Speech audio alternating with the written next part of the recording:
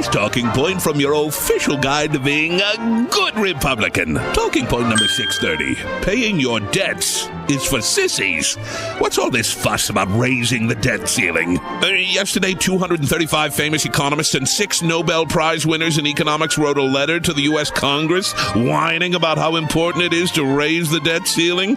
Hey, look, if we gave a crap what Nobel Prize winners thought, we'd listen to Barack Obama in the first place, all right? Not gonna happen. And then Obama himself yesterday gave Congress an earful about getting a budget deal done. He had the gall to compare Congress's delay on the debt ceiling to his own daughters, who evidently do their homework a day early. They don't wait until the night before. They're not pulling all-nighters. They're 13 and 10. Yep, and it sounds like they're just as much of a nerd as you are, Mr. President. Do you think John Boehner did his homework a day early when he was in school? No!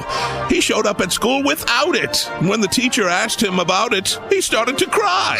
Worked perfectly.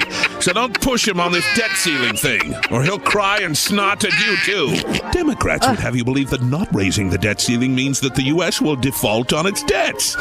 Well, duh. I mean, that's a good thing. Look, we have trillions of dollars in debt.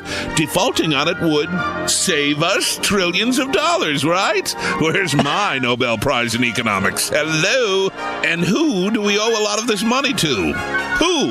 That's right, lots of people named Who, namely the Chinese. Who and you and Lou and Zoo. Well, there you have it. President Obama wants to tax your private jet so he can give your money to Johnny Who in China. Who? That who. And that's talking point number 630 from your official guide to being a good Republican. Checks in the mail.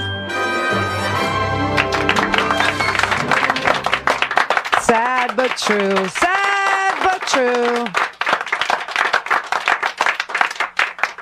So, 235 world-renowned economists, including 6 Nobel laureates in economics, called on the federal policymakers to immediately raise the federal debt ceiling without making drastic cuts to federal spending. It says, "Dear members of Congress, we, the undersigned economists, urge Congress to raise the federal debt limit immediately and without attaching drastic and potentially dangerous reductions in federal spending.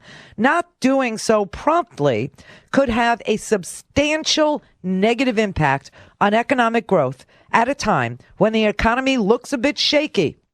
In a worst case, it could push the United States back into recession.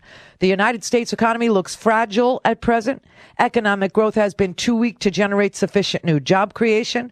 Reaching the limit on total outstanding debt could force a dramatic and sudden cut in federal spending that would destroy jobs and threaten the recovery. To remove spending from the economy now, such a pivotal moment would be irresponsible.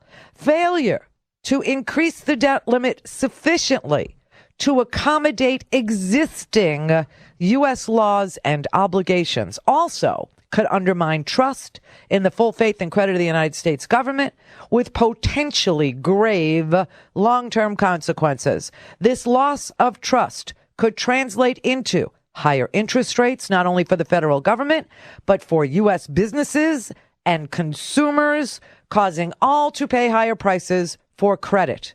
Economic growth and jobs would suffer as a result. So 235 world-renowned economists, I could go through the signatories, 6 Nobel laureates, George Akerlof, Kenneth Arrow, Robert Engel, Eric Maskin, William Sharp, and Robert Solow, Alan Binder, former vice chair of the Federal Reserve System's Board of Governors, former member of the Council of Economic Advisors, John Bates Clark, medal recipient, MacArthur Fellow Emmanuel Saez, Laura Tyson, former chair of the Council of Economic Advisors and former director of the National Economic Council, also signed the letter. I mean, these are distinguished experts from across the country. Not to even mention Bruce Bartlett, who is the former Reagan and H.W. Bush economist. He said, looking at real gross domestic product, it grew 4.5% in 1983 and 7.2% in 1984, an exceptionally strong performance after Ronald Reagan raised taxes.